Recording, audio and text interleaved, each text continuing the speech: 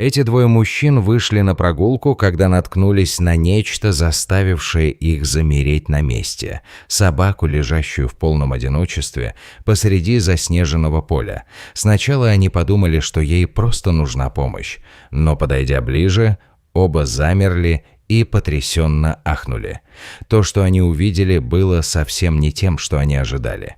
Было холодно, и Алексей с Иваном уже были готовы отправиться домой. Две соседки по комнате вышли подышать свежим воздухом в парк, но оказалось, что они были единственными, у кого хватило ума выйти на улицу в такой холод.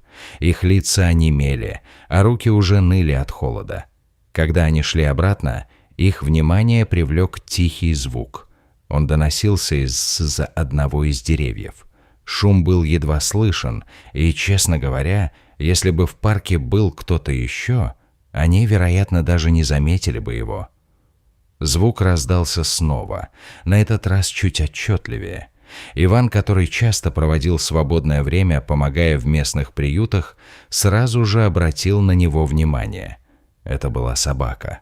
Но что, черт возьми, собака делала здесь в такую погоду? Они оба переглянулись. Он потерялся? Что-то случилось с его владельцем? Звук повторился, и на этот раз Иван и Алексей тихо направились к дереву, стараясь не спугнуть то, что там находилось. Когда они подошли ближе, то увидели крошечную фигурку, свернувшуюся в тугой комочек. Она безостановочно тряслась, и на ее шерсти уже скопился снег. Собака, должно быть, пробыла там какое-то время. Даже когда они приблизились, она никак не отреагировала. Ни лая, ни движения, только тишина. Было похоже, что зверь уже сдался. Они медленно обошли его кругом, пока не оказались прямо перед ним. По-прежнему никакой реакции.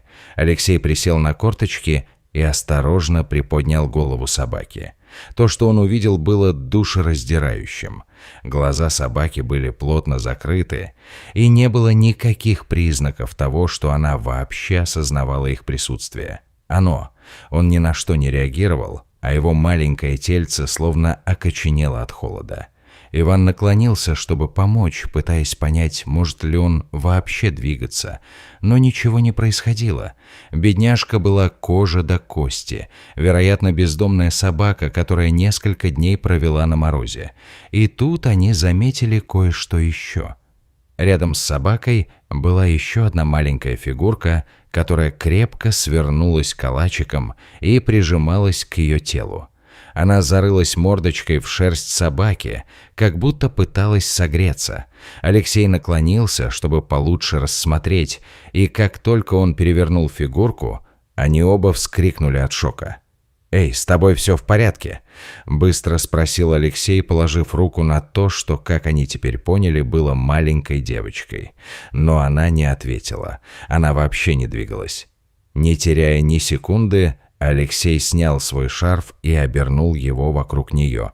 Затем осторожно поднял ее на руки. Иван тоже взял собаку на руки. Она все еще была вялой, но он не отпускал ее. Девочка была холодной, как лед, но не просыпалась. На вид ей можно было дать лет 10, если не больше. Оба мужчины на мгновение замерли, пытаясь собраться с мыслями, но времени на колебания не было. Они знали, что должны действовать быстро. Алексей достал телефон и вызвал скорую, а Иван быстро обзвонил всех ветеринаров, которых знал. Был сезон отпусков, поэтому большинство заведений было закрыто, но они должны были попытаться. Примерно через полчаса приехала скорая. Алексей бросился к маленькой девочке, прижал ее к себе и прошептал, чтобы она держалась. Иван продолжал набирать номера, пока, наконец, не дозвонился до небольшой некоммерческой организации по спасению животных, о которой слышал. К счастью, кто-то взял трубку. После того, как Иван объяснил, что происходит, и сообщил, где они находятся, они поблагодарили его за помощь и спросили, может ли он привести собаку прямо сейчас. Когда Иван добрался до приюта, там его уже ждал ветеринар. После быстрого осмотра они подтвердили, что у собаки несколько незначительных травм, но она выживет, даже после всего, что ей пришлось пережить. Тем временем Алексей с девочкой прибыли в больницу, и бригада медиков немедленно доставила ее в больницу. На ней были куртка, перчатки и ботинки, но этого было недостаточно. Холод давал о себе знать. Все ее тело одеревенело, и она не реагировала ни на прикосновения, ни на звуки. Ее лицо побледнело. Врачи обнаружили, что температура ее тела упала примерно до 25 градусов по Цельсию, что было опасно низко, а сердце едва билось.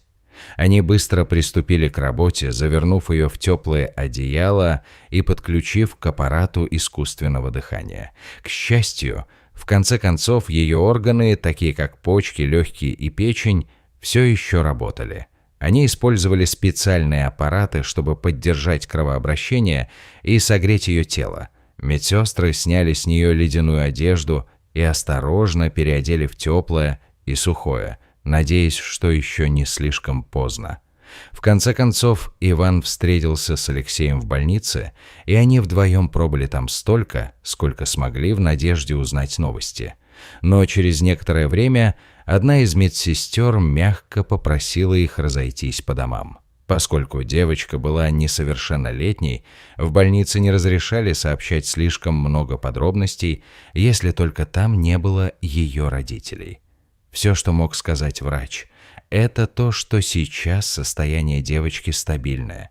Впереди у нее еще долгий путь, но она собиралась его преодолеть. И, честно говоря, это произошло только благодаря той храброй собаке, которая оставалась рядом с ней, свернувшись калачиком, во время грозы согревая ее. Услышав эту новость, Алекс и Иван почувствовали огромное облегчение. Наконец-то напряжение в их телах спало. Они не могли перестать думать о том, как долго она там пробыла и как вообще оказалась посреди этого заснеженного поля. Но в тот момент все это не имело значения. Все, чего они хотели, это чтобы ей стало лучше. Они спокойно отправились домой, надеясь, что завтрашний день принесет еще лучшие новости. На следующее утро они отправились прямиком в местный полицейский участок. Они описали маленькую девочку, место, где ее нашли, и в какую больницу ее отвезли. Они просто хотели узнать, не заявлял ли кто-нибудь о ее пропаже. К счастью, офицер, с которым они разговаривали, подтвердил, что заявление о пропаже поступило днем ранее. Ее семья безостановочно искала ее и получила уведомление всего несколько минут назад. Они уже были на пути в больницу. Алексей и Иван тоже решили вернуться в больницу. Один из врачей остался на ночь, чтобы внимательно следить за состоянием девочки. Оказалось, что у нее была тяжелая ночь. У нее было несколько приступов, вызванных сильным переохлаждением, и команде потребовалось приложить все усилия, чтобы стабилизировать ее состояние. Но к утру худшее, казалось, было позади. Температура ее тела держалась на прежнем уровне. Она еще не пришла в себя, но врачи надеялись, что позже, в тот же день, она сможет говорить и, возможно, даже отправиться домой. Прежде чем направиться в палату к девочкам, врач отвел их в сторону и сказал что-то важное. В благодарность за то, что они нашли ее, больница собиралась разрешить Алексею и Ивану ненадолго навестить ее. После этого им потребуется разрешение родителей, чтобы увидеть ее снова. Они оба кивнули, благодарные за возможность проверить все в последний раз. Когда они вошли в ее комнату, то не ожидали увидеть то, что увидели. Девушка уже проснулась. Она выглядела сбитой с толку, ее взгляд метался по комнате, как будто она пыталась понять, что произошло. Она все еще была очень слаба, но даже в таком состоянии она пыталась подняться с кровати. Как только медсестра увидела, что девочка пытается пошевелиться, она быстро вызвала врача. Затем она повернулась к Алексею и Ивану и любезно попросила их выйти из палаты. Пока они ждали в коридоре, надеясь услышать что-нибудь еще, они увидели, как кто-то вбежал в больницу. «Где Вика? Где моя дочь?» — закричала женщина, в ее голосе слышалась паника. Она выглядела совершенно подавленной, и даже человек, который был с ней, пытался успокоить ее. Медсестра осторожно увела ее, и она исчезла за углом. Когда медсестра вернулась, Иван подошел к ней, чтобы спросить, что только что произошло. Эта женщина, как объяснила медсестра, была матерью девочки. Она только что узнала о своей дочери и сразу приехала в больницу. В тот момент, когда Вика увидела знакомое лицо своей мамы в толпе, она, наконец, начала успокаиваться. Теперь она была в надежных руках и получала больше внимания от медицинской бригады. Теперь, когда с ней кто-то остался, Алексей и Иван почувствовали, что пора уходить. Они сделали все, что могли. Медсестра попросила их оставить номер телефона на всякий случай, и они вдвоем тихо вернулись домой. 2 дня спустя им позвонили, чего они не ожидали. Это была мама Вики. Она хотела встретиться лично и поблагодарить их за спасение жизни ее дочери. Они договорились встретиться в кафе рядом с парком, в том самом районе, где началась вся эта история. Когда они приехали, то с удивлением увидели, что их ждала не только мама. Вика тоже была там. Она выглядела совсем не так, как тот ребенок, которого они нашли в снегу. Ее щеки снова порозовели, а глаза заблестели. Ее мама улыбнулась и тепло обняла их, сразу же поблагодарив за то, что они сделали. Она представилась Татьяной, а затем объяснила, что произошло. Вика заблудилась по дороге из школы домой. Это было недалеко, и обычно она возвращалась домой пешком, так как в этом районе было безопасно. Но в тот день внезапно налетела метель, и снег Боскеля быстро выпал почти в 2 фута глубиной. Сугробы были такими высокими, что закрывали нижние этажи зданий. Видимость упала почти до нуля. Вика едва могла видеть на несколько шагов вперед. Испуганная и неуверенная в том, что делать, она попыталась найти укрытие, но шторм только оттеснил ее еще дальше от дома. Ее руки и ноги начали неметь, и ходить становилось все труднее с каждым шагом. В конце концов, она потеряла сознание. Последнее, что она помнила перед тем, как очнуться в больнице, был жуткий холод и собака, свернувшаяся калачиком рядом с ней. Татьяна обыскала весь район, но никто ничего не видел, а из-за грозы большинство уличных камер были отключены. Целый день они понятия не имели, где она находится. У нее было много вопросов к Алексею и Ивану. Они рассказали ей, где именно нашли Вику и как собака оставалась с ней все это время. Все было ясно. Собака спасла ей жизнь. Если бы ее не было рядом, все могло закончиться гораздо хуже. Они также сообщили ей последние новости о собаке. Она поправилась и все еще находилась под присмотром ветеринара, ожидая, когда ее поместят в хороший дом.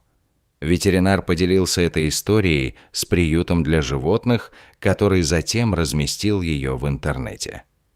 После этого посыпались просьбы об усыновлении. Они не нашли никаких сведений о том, откуда взялась собака, но, судя по тому, насколько хорошо она была обучена, казалось вероятным, что когда-то она кому-то принадлежала. К сожалению, ее, вероятно, бросили. На этот раз приют был особенно осторожен.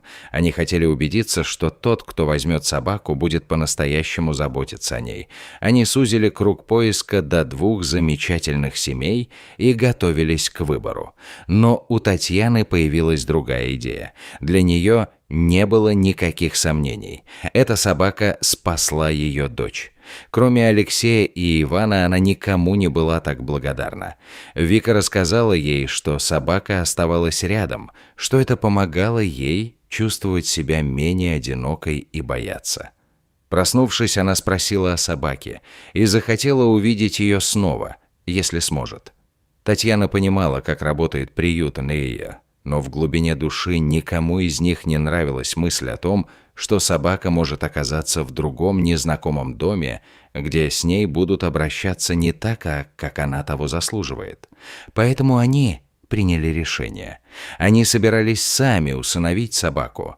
Это было бы их первое домашнее животное, но, честно говоря, более идеального питомца и быть не могло.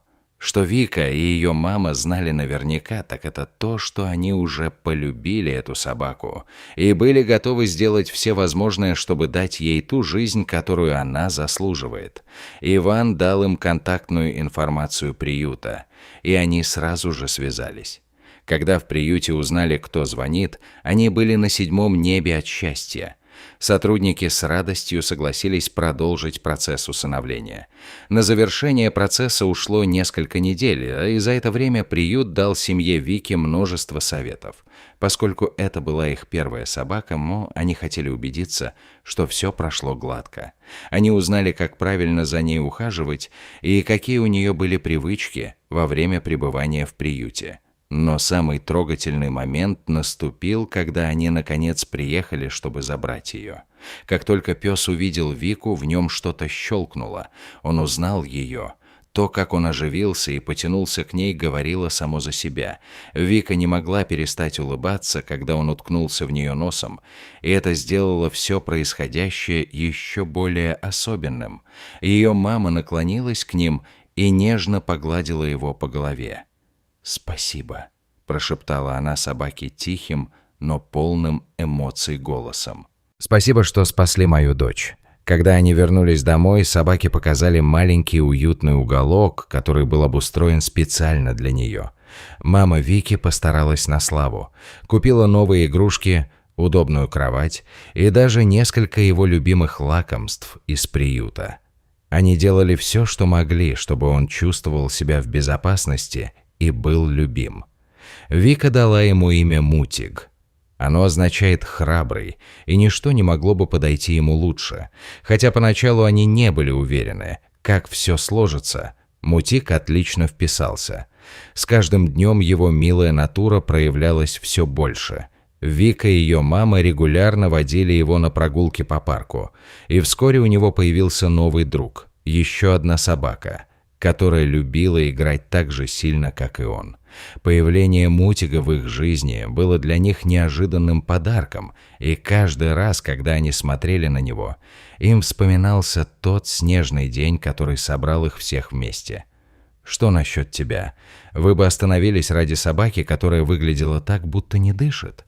Что бы вы сделали, если бы нашли маленькую девочку, свернувшуюся калачиком рядом с ней? Расскажите нам в комментариях. Мы бы хотели услышать ваши мысли. Спасибо, что посмотрели, и мы увидимся с вами в следующем сюжете.